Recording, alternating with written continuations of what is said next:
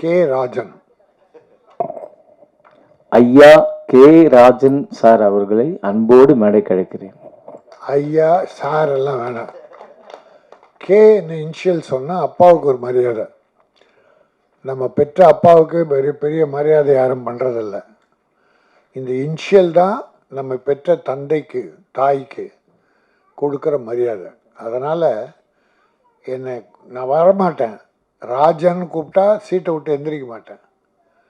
K. Rajan Kumaraswamy father name, Kannammal அம்மா பேர், ரெண்டுமே கேல ஆரம்பிக்கிறான். அந்த கேக்கு ஒரு மரியாதை, தாய்க்கு தந்தைக்கு கொடுக்குற மரியாதை. அதனால தான் அதில் கொஞ்சம் நான் பிடிவாதமாக இருப்பேன். அதுதான் நீங்கள் ஞாபகப்படுத்திட்டீங்க எனக்கு. ஆக்சுவலி இந்த படத்தில் பார்த்தீங்கன்னா டைரக்டர்ன்ற பேரில் ஜெய சதீஷன் நாகேஸ்வரன் போட்டிருப்பேன். நான் தான் டைரக்டர், அது என்னுடைய ரியல் நேம். எங்கள் அப்பா வந்து ரீசன் இறந்துட்டார். ஸோ அவருடைய பேர் வந்து வரணும் என்னோட சேர்த்து. அப்புறம் அவர் வச்ச பேர் வந்து வெளியில் வரணுன்றதுக்காக தான் நான் ஜெய சதீஷன் நாகேஸ்வரன் எனக்கு உண்மையான பேர் வந்து வச்சுருக்கேன். ஜெயாகாஷ்ன்றது நான் கே. பாலச்சந்திரன் சார் வச்ச பேர். அது வந்து ஹீரோவாக அவர் என்னை இன்ட்ரடியூஸ் பண்ணார். ஸோ சினிமா உலகுக்கு என்னை அறிமுகப்படுத்துறது பாலச்சந்திரன் சார். அவர் பேரை வந்து நடிகனுக்கு வச்சுருக்கேன். டைரக்டராக வந்து எங்கள் அப்பா எனக்கு வாழ்க்கை கொடுத்த எங்கள் அப்பா பேரை சேர்த்து வச்சுருக்கேன், ஜெய சதீஷன் நாகேஸ்வரன்.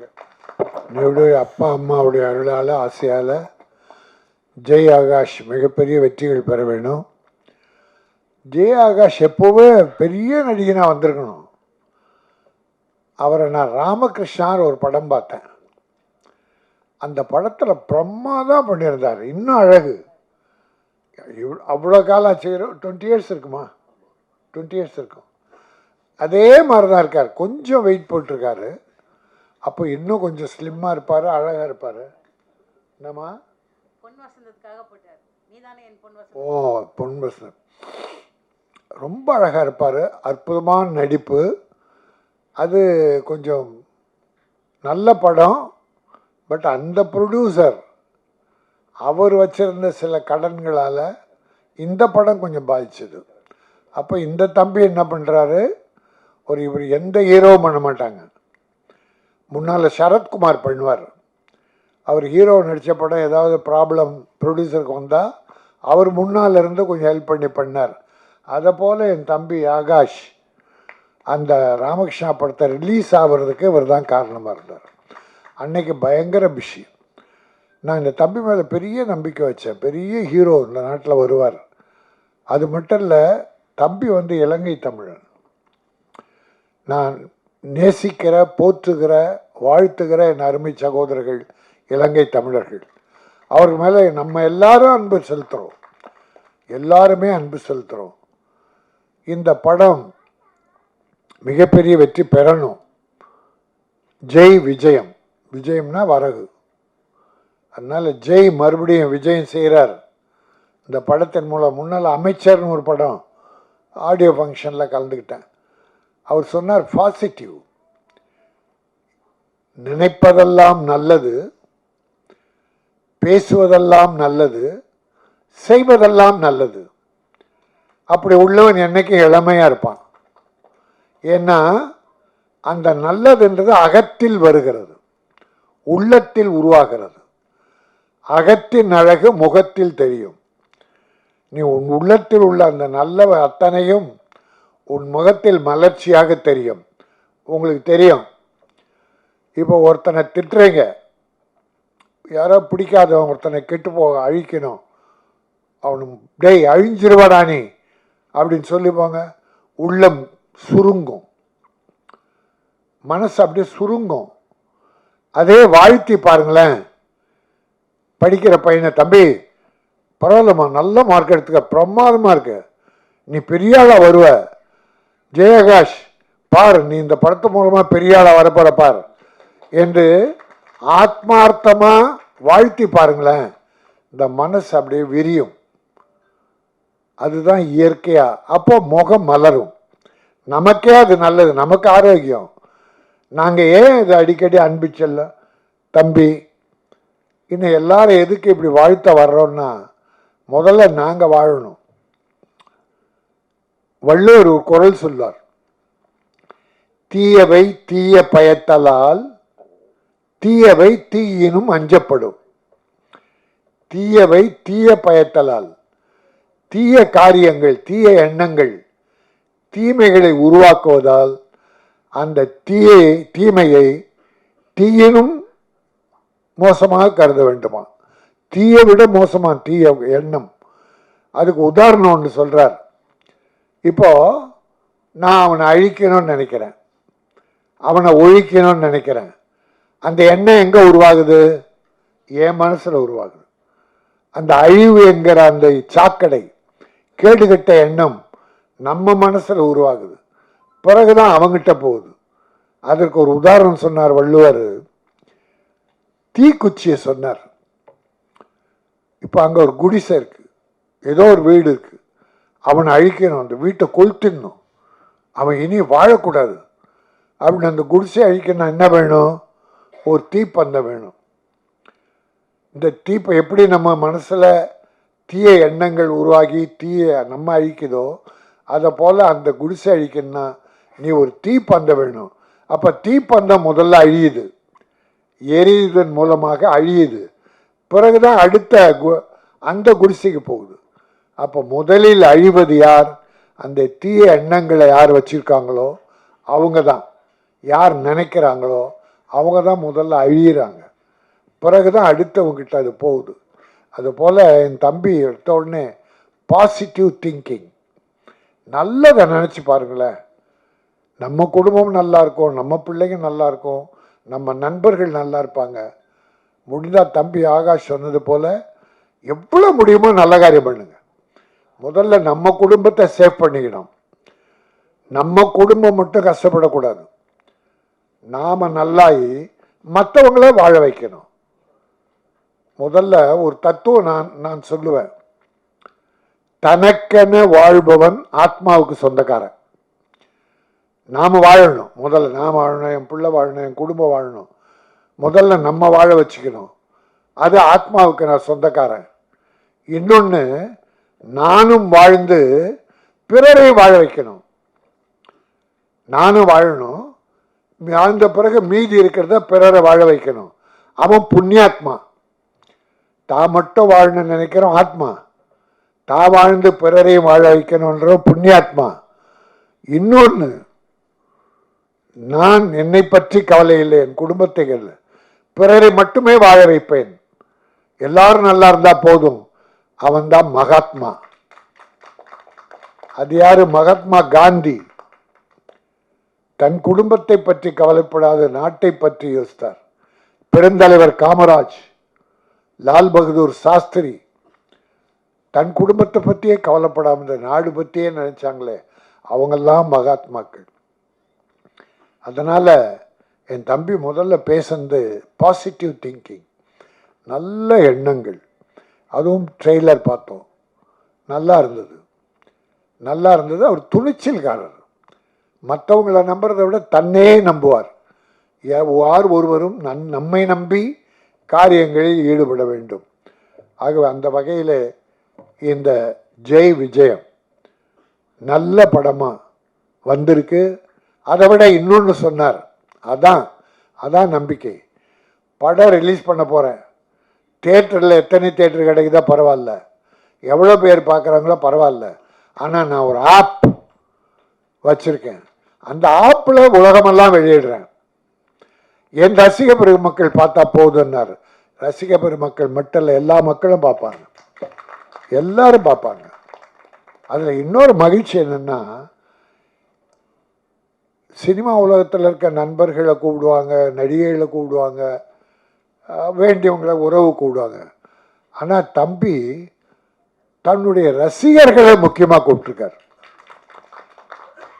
தன்னை வாழ்த்துகிற, தன்னை ரசிக்கிற அந்த ஆத்மாக்கள், புண்ணியாத்மாக்களை தம்பி அழைத்து அவங்களுக்கு ஒரு மரியாதை கொடுத்து மேடையில் அமர வச்சது நாங்கள் அன்பு செல்வம் சரி, நானும் முதல் முறையாக பார்க்குறீங்க. நீங்களும் இதுதான் சிறப்பு. யார் தன்னை உயர்த்த பாடுபடுகிறார்களோ, ஏன்னா இன்னைக்கு பல கதாநாயக ரசிகர்களின் பணத்தால் கோடி கோடியாக சேர்த்த கதாநாயகர்கள் ரசிகர்களை மதிப்பதில்லை.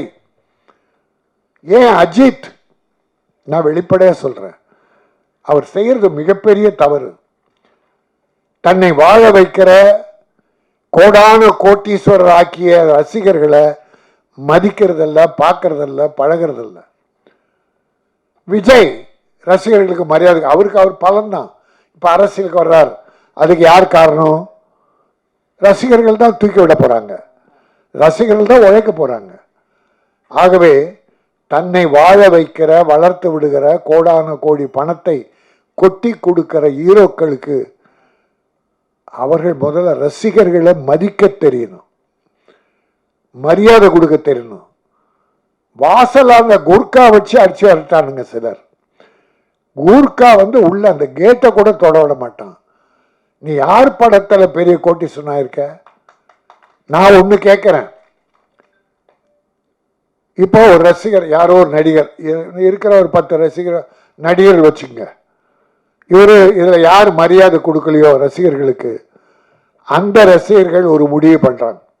முடிவு பண்ணணும், இந்த ஹீரோ நான் வணங்குகிற, போற்றுகிற, மரியாதை செலுத்துகிற, பாசம் செலுத்துகிற இந்த ஹீரோ என்ன பார்க்க மாட்டேங்கிறாரு, என்ன வரவேற்க மாட்டேங்கிறாரு, எனக்கு மரியாதை கொடுக்க மாட்டேங்கிறாரு, அதனால் இவர் படத்தை நான் பார்க்க மாட்டேன். என்ன தப்பு அதுல? எனக்கு மரியாதை கொடுக்காத ஒரு நடிகன் படத்தை நான் ஏன் பார்க்கணும்? என் பணம் மட்டும் வேணும். 500 1000 கொடுத்து நான் டிக்கெட் வாங்கினா அது மூலம் 100 கோடி 150 கோடின்னு வாங்குவீங்க. ஆனால் நான் பணம் கொடுத்து வாழ வைக்கிறான் ரசிகனை பார்க்க மாட்டேன். அப்போ அந்த ரசிகன் ஒரு முடிவு பண்ணி, இந்த ஹீரோவின் படத்தை நான் பார்ப்பதில்லைன்னு ஒரு முடிவு எடுத்து அந்த ரசிகன் தியேட்டருக்கு போகலன்னு வச்சுக்க, அவன் க்ளோஸ். நான் யார் பேரையும் சொல்லலை, பொதுவாக உலகத்தில் இருக்க நடிகன் எல்லாத்துக்கும் பொது கருத்தாக இது சொல்கிறேன். ஏன்னா ரசிகர்களை மரியாதை கொடுக்க வேண்டும், போற்றி வணங்க வேண்டும். இப்போ கூட விஜய் ஒரு ஃபங்க்ஷனில் ஒரு வார்த்தை சொன்னார், அது மிகையான வார்த்தை. என் தோலை உங்கள் கால் செருப்பாக தைத்து போட விரும்புகிறேன்னார்.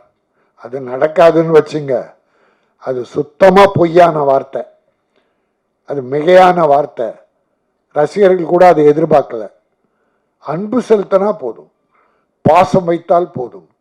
6 மாதத்துக்கு ஒரு முறை அந்த ரசிகர்களை அழைத்து ஒரு விருந்து கொடுத்து ஒரு ஃபோட்டோ ஸ்டேட் எடுத்துட்டா போதும்.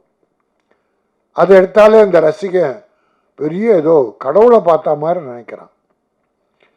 ஆகவே நான் மரியாதையோடு எல்லா நடிகர்களும் சிறப்பாக வளரணும், பெருசாக வரணும்.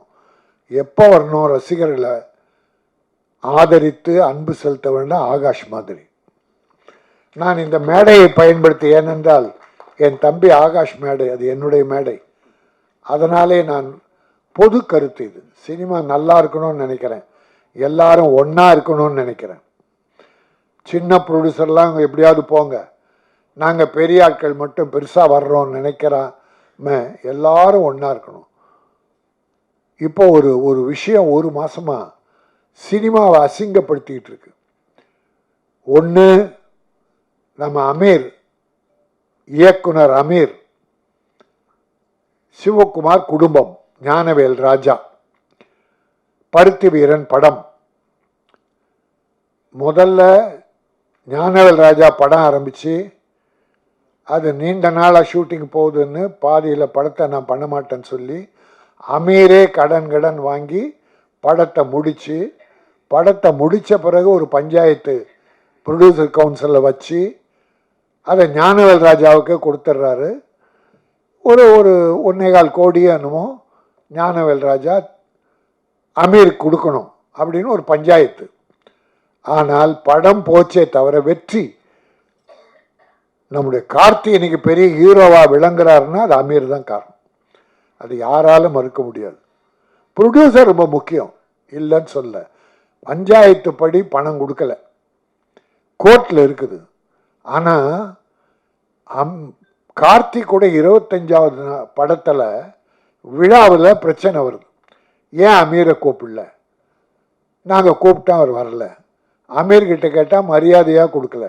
பெரிய மரியாதை கொடுத்து அமீரை அழைத்திருக்க வேண்டும். சரி, நடந்து போச்சு. அதை போய் இவங்க வாதம் அவங்க வாதம், சிவகுமார் குடும்பம், எல்லாத்தையும் பேசி இன்னைக்கு ஒரு மாதம் அதுவே பிரச்சனை ஆயிடுச்சு. அது சினிமாவுக்கு மிகப்பெரிய கேவலம். நான் சிவகுமாரை மரியாதைக்குரியவர், அவர் நினைச்சா இன்னைக்கு அதை முடிச்சிடலாம்.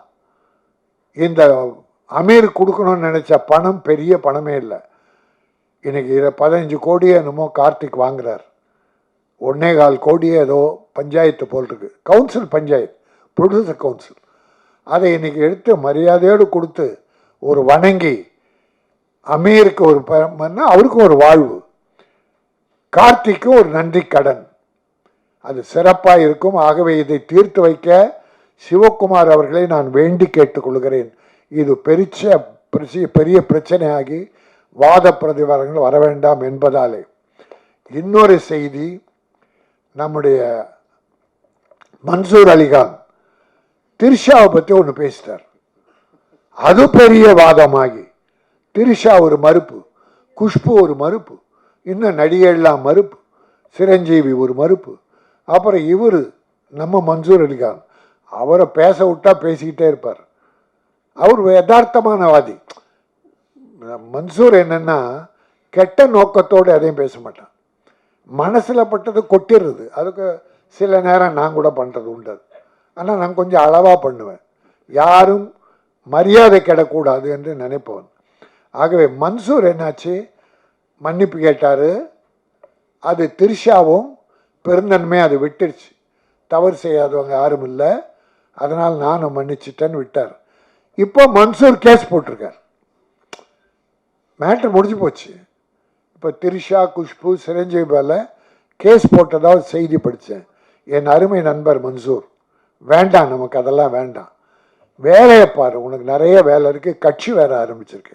ஆகவே இது என்னுடைய அருமை மேடை, என் தம்பி ஆகாஷுடைய மேடை. அவன் பாசிட்டிவாக திங்க் பண்ணணும்னு ஆரம்பத்திலே சொன்னான். இப்போ சினிமாவுக்கு ஒரு பாசிட்டிவ் என்னென்னா, அடுத்தவங்ககிட்ட சண்டை போட்டு குறை சொல்லி திட்டி அவன் வாழ்க்கையில் பொறாமப்படுறதெல்லாம் விட்டுட்டு வளருபவர்களை வாழ்த்துவோம், வளர துடிப்பவர்களை தூக்கி விடுவோம். என் தம்பி ஆகாஷ் நிலைக்க வேண்டும். இந்த விஜயம், ஆகாஷ் ஜெய் விஜயம், இது மிகப்பெரிய வெற்றி பெற வேண்டும். இந்த தம்பி ஒரு பெரிய கதாநாயகனாக மீண்டும் வலம் வர வேண்டும். இந்த ரசிக பெருமக்களுடைய அன்பும் வாழ்த்தும் அவரை காப்பாற்றும் என சொல்லி என்னுடைய வாழ்த்தையும் அதோடு இணைக்கிறேன். வாழ்க ஜெய் ஆகாஷ், வெல்க ஜெய் விஜயம். நன்றி, வணக்கம்.